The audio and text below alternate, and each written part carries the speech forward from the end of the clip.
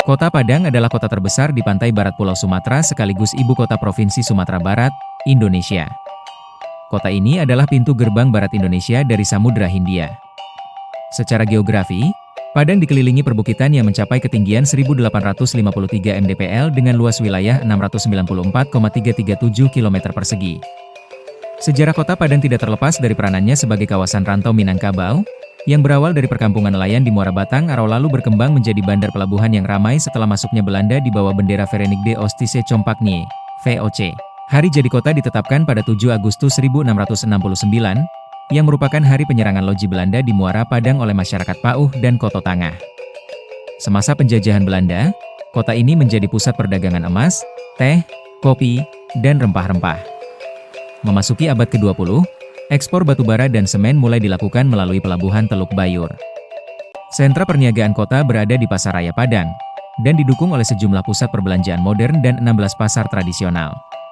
Padang merupakan salah satu pusat pendidikan terkemuka di luar Pulau Jawa, ditopang dengan keberadaan puluhan perguruan tinggi. Sebagai kota seni dan budaya, Padang dikenal dengan legenda Malin Kundang dan novel Siti Nurbaya.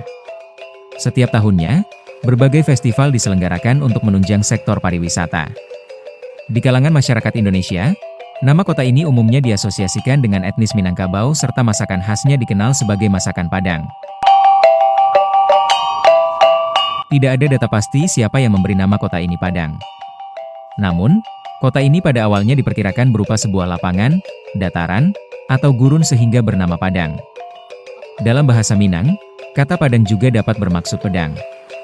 Jika dibuka tambo alam Minangkabau, kawasan kota Padang ini dahulunya merupakan bagian dari kawasan rantau yang didirikan oleh para perantau Minangkabau dari dataran tinggi Minangkabau, atau orang Bagia Darek yang merantau ke Padang.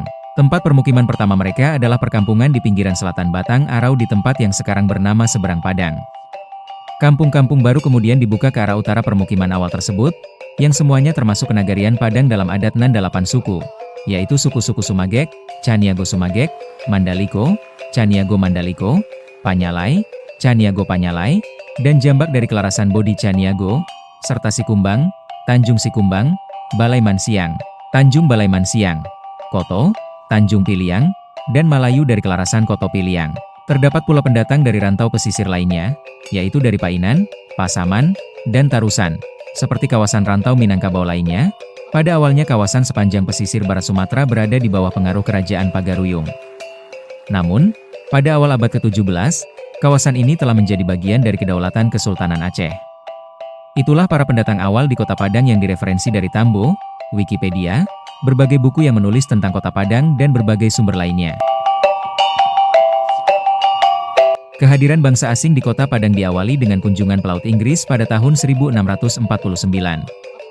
Kota ini kemudian mulai berkembang sejak kehadiran bangsa Belanda di bawah Verenigde Oost-Indische Compagnie, VOC, pada tahun 1663, yang diiringi dengan migrasi penduduk Minangkabau dari kawasan Luhak.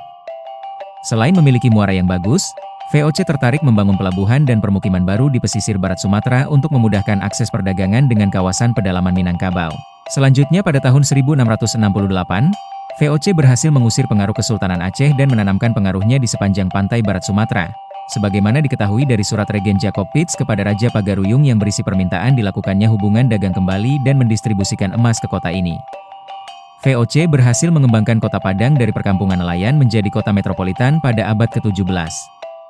Padang menjadi kota pelabuhan yang ramai bagi perdagangan emas, teh, kopi, dan rempah-rempah. Dalam perkembangan selanjutnya, pada 7 Agustus 1669 terjadi pergolakan masyarakat Pauh dan Koto Tangah melawan monopoli VOC. Meski dapat diredam oleh VOC, peristiwa tersebut kemudian diabadikan sebagai tahun lahir Kota Padang.